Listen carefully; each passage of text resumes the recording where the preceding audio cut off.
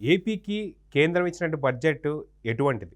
పూర్తిగా ఏపీకి సంబంధించిన వాళ్ళందరూ కూడా దీని మీద హర్షం వ్యక్తం చేస్తుంటే, ప్రతిపక్ష పార్టీ హోదా కూడా లేనటువంటి ఒక వైసీపీ మాత్రం విమర్శిస్తుంది. అయితే నిజంగా వీళ్ళకి లెక్కలు తెలుసా? లేదా వీళ్ళకి ఓన్లీ తిక్క మాత్రమే ఉందా అంటే సమాధానం ఏమొస్తుంది? అయితే మనతో పాటు సీనియర్ జర్నలిస్ట్ కనకదుర్గ వడ్లమణి గారు ఉన్నారు. వారిని అడిగి తెలుసుకుందాం. మేడం నమస్తే. నమస్తే అండి. మేడం, అది సినిమాలో పవర్ స్టార్ పవన్ కళ్యాణ్ చెప్పినట్టు, అయితే నాకు కొంచెం తిక్కుంది దానికో లెక్క ఉంది అన్నట్టు పవర్ స్టార్ పవన్ కళ్యాణ్ అన్నట్టుగా వైసీపీ వాళ్ళు ఇప్పుడు మాట్లాడుతున్న దానికి అంతా కూడా చాలా విచిత్రంగా ఉంది. ఎందుకంటే అంటే చిన్న పిల్లవాడిని పట్టుకున్నా సరే కేంద్రం ఇచ్చినటువంటి ఒక బడ్జెట్ ఏదైతే ఉందో దీని మీద ఎలా స్పందిస్తున్నామంటే చాలా హర్షం స్పందిస్తున్నానని చెప్పేసి చెప్తుంటారు. కానీ ఎందుకని వైసీపీకి ఇది అర్థం కావట్లేదు? ఓన్లీ మీరు అడిగింది 1,00,000 కోట్లు అయితే 15,000 కోట్లు మాత్రమే తెచ్చుకున్నారు అని చెప్పేసి అని విమర్శిస్తున్నారు. దీన్ని ఎలా చూడాలంటారు? అసలు వైసీపీ నేతల్ని దీనికి అవగాహన ఉందా లేదా అంటే ఏం చెప్తారు మీరు? ఏమండి, వాళ్ళు తెచ్చుకుని వాళ్ళు తినేస్తే వాళ్ళకి సంతోషంగా ఉంటుంది. ఇప్పుడు చంద్రబాబు నాయుడు తెస్తే రాష్ట్రం అభివృద్ధి అవుతుంది, మీరు వేరే.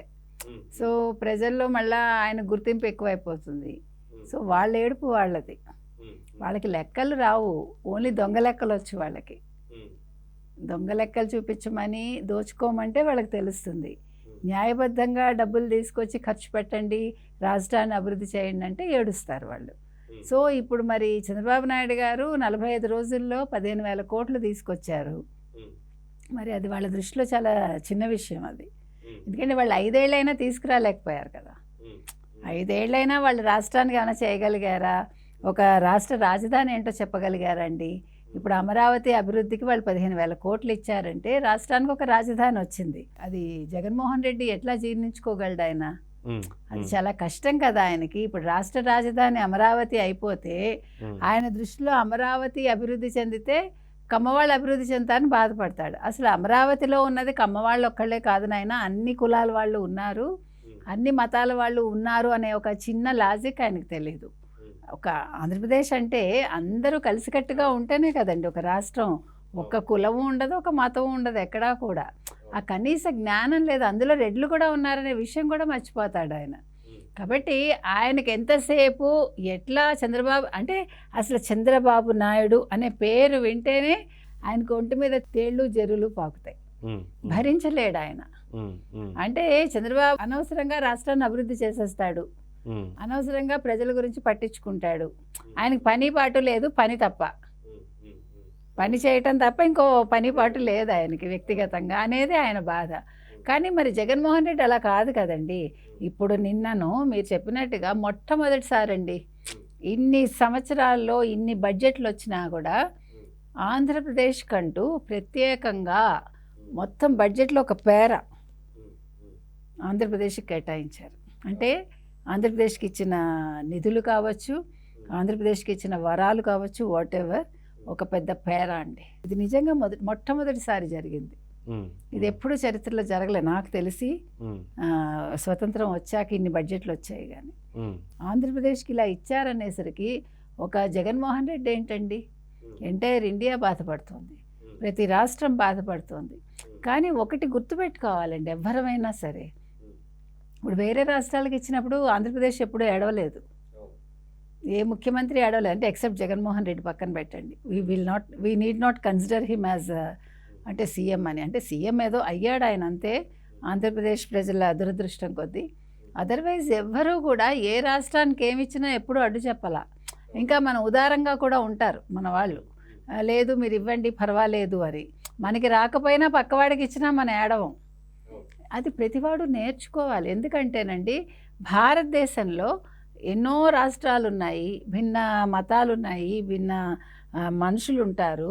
ప్రతి రాష్ట్రం అభివృద్ధి చెందాలి. ఆంధ్రప్రదేశ్ అన్యాయం అయిపోయింది కాబట్టి ఈరోజు ప్రత్యేకంగా ఇవ్వాల్సి వచ్చింది. దాన్ని ప్రతి వాళ్ళు గుర్తించాలి.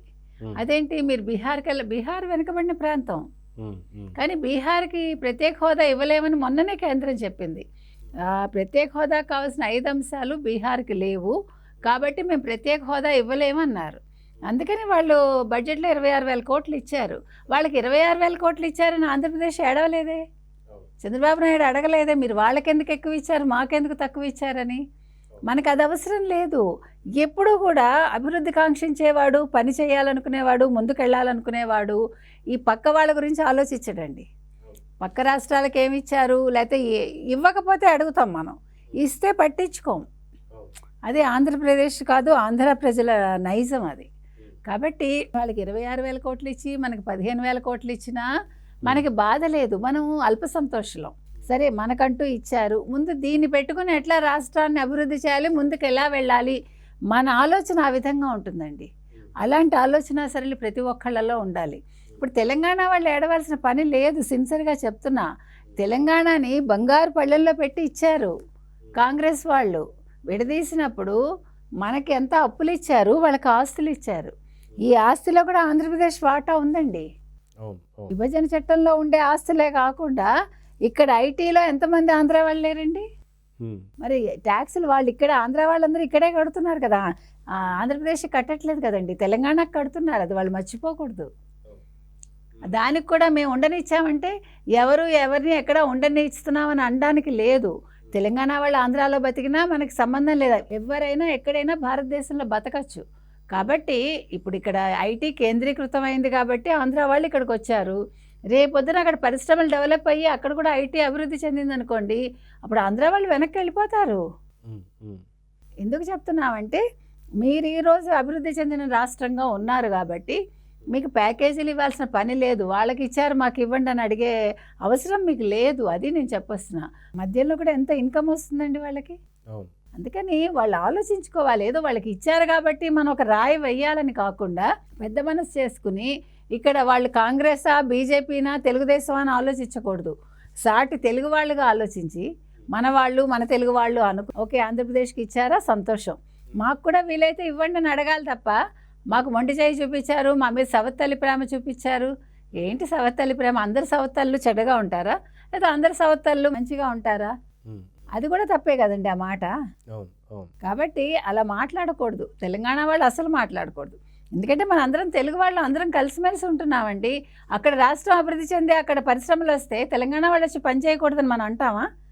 They can come and work there. అది కూడా వాళ్ళ ప్రాంతమే. ఇక్కడ ప్రాంతీయ భేదాలు మనకు అవసరం లేదు. అభివృద్ధి ఒకటే మనకి లక్ష్యం. కాబట్టి ఇప్పుడు అసలు ముందు తెలంగాణ వాళ్ళు అలా మాట్లాడకూడదండి, మిగతా వాళ్ళ రాష్ట్రాల వాళ్ళు కూడా మాట్లాడకూడదు.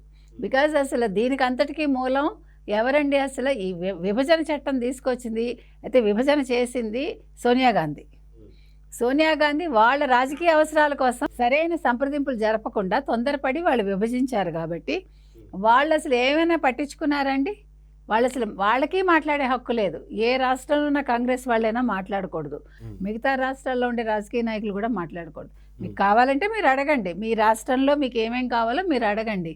అంతేగాని ఆంధ్రప్రదేశ్కి ఇచ్చేసారు లేకపోతే బీహార్కి ఇచ్చేసారు తప్పది. అట్లా పక్కవాడి మీద పడి ఏడవటం మాత్రం తప్పండి. అయితే ఇక్కడ జగన్ చేస్తున్న విమర్శలు కావచ్చు, లేదా వైసీపీ చేస్తున్న విమర్శలు కావచ్చు, అసలు మీరు ఏం ప్యాకేజ్ తీసుకొచ్చారు, అసలు స్పెషల్ స్టాటస్ తీసుకొచ్చేంత మీకు ఇప్పుడు అంత చనువు ఉంది మీకు ఎన్డీఏ కూటమితోని, కానీ మీరు ఏం తీసుకొచ్చారు అంటూనే ఇక్కడ జగన్ కావచ్చు, మిగతా వారు కావచ్చు. ఎందుకంటే రాయలసీమ మొత్తంలో చూసుకుంటే మనకు ఓన్లీ రాజారెడ్డి రాజ్యాంగం మాత్రమే చూస్తూ వస్తున్నాయి ఇప్పటిదాకా. అంటే వైఎస్ ఫ్యామిలీకి ఓన్లీ సీమలో మాత్రమే కొద్ది అత్యధిక పట్టుందని చెప్పేసి అనుకున్నాం. అది 2024 ఎన్నికల్లో అది కొంత పూర్తిగా మ్యాక్సిమం తుడుచుకుపెట్టుకుపోయింది. ఉన్నది ఇంకొక 5% 10% ఉన్నది కాస్త ఇక్కడ వచ్చేసరికి వెనకబడ్డ ప్రాంతాలకి దోహదం చేస్తూ కొంత ప్యాకేజ్ కూడా ఇస్తున్నారు. దీంట్లో రాయలసీమ నుంచి 4 జిల్లాల వరకు రావడంతో ఇప్పుడు పూర్తిగా ఉన్న 5 నుంచి 10% ఉన్నది కూడా వైసీపీ ఫ్యామిలీకి అది కూడా తుడిచిపెట్టుకుపోతుందని చెప్పి భయం అనుకోవచ్చా? వాళ్ళకి అసలు అంత ఆలోచన ఉండదండి. ఏదో మాట్లాడాలి, అంత లోతుగా బడ్జెట్ పరిశీలిస్తాడండి జగన్మోహన్ రెడ్డి? అసలు అంత నాలెడ్జ్ ఉంటుందా? I don't think so. ఆయనకి అంత ఓపిక లేదు, అంత టైము ఉండదు, ప్లస్ అసలు అంత నాలెడ్జ్ కూడా ఉండదు నా దృష్టిలో అయితే. ఎందుకు చెప్తున్నానంటే ఆయన అంత సీరియస్గా తీసుకోడు. పక్కవాడు ఏదో రాసిస్తాడు, ఈయన మాట్లాడతాడు అంతే తప్ప సొంత బుర్ర పెడితే ఇలా ఎందుకుంటాడు? అయితే ఇక్కడ బడ్జెట్ విషయానికి వచ్చేసరికి మనకి ప్రతిసారి మనకు వచ్చేది బుగ్గన ఎక్కడ కనిపిస్తలేదే అసలు. ఇప్పుడు ఎవరు కనిపిస్తున్నారు మీకు? ఎవరు లేరు కదా. సజ్జల లేడు, బుగ్గన లేడు. నిన్న విజయసాయి రెడ్డి కూడా ఎంతసేపు శాంతి లేదంటున్నాడు కానీ ఇంకో మాట అంటలేదు. ఆయన శాంతి మంత్రంలోనే ఉన్నాడు ఆయన. సో ఇవాళ అంబటి రాంబాబు వచ్చాడు కానీ ఏం మాట్లాడలేదు. కొడాలి నాని ఏమైపోయాడు, రోజా గారు ఏమైపోయారు, వల్లభనేని ఏమైపోయారు, బొత్స ఏమైపోయారు? వీళ్ళందరూ ది గ్రేట్ పర్సనాలిటీస్ కదండి. కాబట్టి ఇవన్నీ కాదండి, అసలు వైసీపీ వాళ్ళు బడ్జెట్ ఏ రకంగా తీసుకున్నారో మనకు తెలియదు. మీరు ఇందాక ఒక మాట అన్నారు, నిజంగానే నిన్న బడ్జెట్లో చాలా మంచి అంశాలన్నీ కూడా వచ్చాయి. ఇప్పుడు వెనకబడిన ప్రాంతాలైన రాయలసీమ కావచ్చు, తర్వాత ప్రకాశం కావచ్చు, ఉత్తరాంధ్ర కావచ్చు, వాటికి ప్రత్యేకంగా మేము నిధులు ఇస్తామని చెప్పారు అభివృద్ధికి. అలాగే వెనకబడిన కొన్ని జిల్లాలు కూడా వాళ్ళు కన్సిడర్ చేస్తూ వాళ్ళు చెప్పారు. అందుకని ఇప్పుడు కనుక అయితే కేంద్రం నిజంగా నిధులు ఇచ్చి ఈ రాయలసీమ ఇవన్నీ కనుక అభివృద్ధి చెందితే 2029 ఎన్నికలకి గోదావరి జిల్లాల్లో లాగానే రాయలసీమలో కూడా ఒక్క సీటు కూడా వైసీపీకి రాదు. అంటే జగన్మోహన్ రెడ్డి కూడా గెలవడు, అది మనం చెప్పొచ్చేది. కాబట్టి వాళ్ళు మాట్లాడే ముందు తొందరపడి మాట్లాడకుండా ఇప్పటికైనా కొద్దిగా రాజకీయ అవగాహన తెచ్చుకుని అసలు నేనేం చేస్తున్నాను అని ఆత్మవిమర్శ ముందు ఇతను జగన్మోహన్ రెడ్డి చేసుకోవాలండి. ఇప్పుడు జగన్మోహన్ రెడ్డి వల్ల మొత్తం వైసీపీ అంతా నష్టపోయింది. అతని పిల్ల చేష్టలో, కుర్ర చేష్టలో, లేకపోతే తెలివి తక్కువ చేష్టలో మనకు తెలియదు, కానీ అతని తొందరపాటు వల్లే, అతని చేతకాంతనం వల్లే ఈరోజు వైసీపీకి ఈ స్థాయికి దిగజారిందండి. ఆయన చేసిన అంటే అది తెలివి తక్కువ పనుల వల్ల నిజంగా చెప్పాలంటే. కాబట్టి ఇప్పుడు వాళ్ళు నిజంగా ఖచ్చితంగా ఆలోచించుకోవాలి. ఈరోజు బడ్జెట్లో ఈ రకంగా ఇవ్వటం అనేది చాలా గొప్ప విషయం, మనం మెచ్చుకోవాల్సిన అంశం. నిర్మలా సీతారామన్ గారు కావచ్చు, మోదీ గారు కావచ్చు, ఎంతో ఆలోచించి మనకి ప్యాకేజ్ ఇచ్చారు. ఇప్పుడు చంద్రబాబు నాయుడు గారు ఏం తెలివి తక్కువ మనిషి కాదు, ఆయనకు అన్నీ తెలుసు. ఆయన ఏమీ నిన్న ఇవాళ కొత్తగా రాజకీయాల్లోకి రాలేదు, ఎమ్మెల్యేగా ఇన్నిసార్లు చేశారు ఆయన. కాబట్టి వాళ్ళు నిన్న ఇచ్చిన ప్యాకేజీ ఏదైతే ఉందో, నిన్న ఇచ్చిన బడ్జెట్లో మనకి ఇచ్చిన వరాలు ఏవైతే ఉన్నాయో, ఇంతవరకు అసలు గతంలో ఎప్పుడు ఇవ్వలేదండి. ఫ్యూచర్లో కూడా ఆ రకంగా వస్తాయో రాదో మనకు తెలియదు. కాబట్టి వచ్చిన దానికి మనం సంతోషించాలి, ఇంకా రావాలని కోరుకోవాలి తప్ప వచ్చిన దాని మీద విమర్శ చేసి నేను రాయి వేయడానికే ఉన్నాను. నువ్వు అసలు ప్రతిపక్ష నేతగా ఎలా పనికొస్తావు? ఈ ఒక్క విషయాలను చూస్తేనే నువ్వు పనికిరావు. నువ్వు నిజంగా తెలివైన వాడివి, నీకు నిజంగా రాజకీయ చతురత ఉంటే నువ్వు శాసనసభకు వస్తావు. ఇవాళ బడ్జెట్ మీద మనకి జరుగుతున్నప్పుడు, నిన్నటి నుంచి బడ్జెట్ సమావేశాలు జరుగుతున్నాయి, నిన్న బడ్జెట్ ప్రవేశపెట్టారు.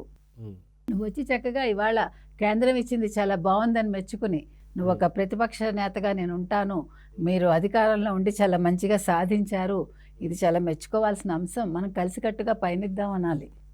ఏదైనా మంచి సలహా ఇవ్వాలి. మీరు ఇవి అడిగారు కదా, ఇంకా ఇవి కూడా అడగండి నెక్స్ట్ టైము. రాష్ట్ర అభివృద్ధికి నేను కూడా దోహదం చేస్తానని చెప్తారా?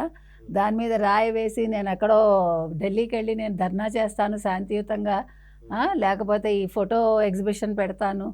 ఫోటో ఎగ్జిబిషన్ కాదు పెట్టాల్సింది, నువ్వు ఈ 5 ఏళ్లలో చేసిన విధ్వంసాల మీద ఒక ఫోటో ఎగ్జిబిషన్ పెట్టు. నువ్వు ఏమేమి నాశనం చేశావు, నువ్వు ఎంతెంత అవినీతి చేశావు, నీ వాళ్ళందరూ ఎంతమందిని చంపారు, ఎంతమందిని జైల్లో పెట్టారు, ఎన్ని దౌర్జన్యాలు చేశారు, వాటి మీద ఒక ఫోటో ఎగ్జిబిషన్ పెట్టు, ఒక వీడియో ఎగ్జిబిషన్ పెట్టి నేషనల్ మీడియాని పిలిచి వాళ్ళని కవర్ చేయమని చెప్పు. ఇది కాదు నువ్వు చేయాల్సింది. సో చూద్దాం మేడం, ఖచ్చితంగా ఓ చిన్న పిల్లవాడికి కూడా ఈ యొక్క బడ్జెట్ ఏంటి అనేది అర్థమైంది, కానీ వైసీపీ వాళ్ళకి అర్థం కాలేదు అంటే మనకు వాళ్ళ విజ్ఞతకే వదిలేయాలి. నమస్తే. నమస్తే.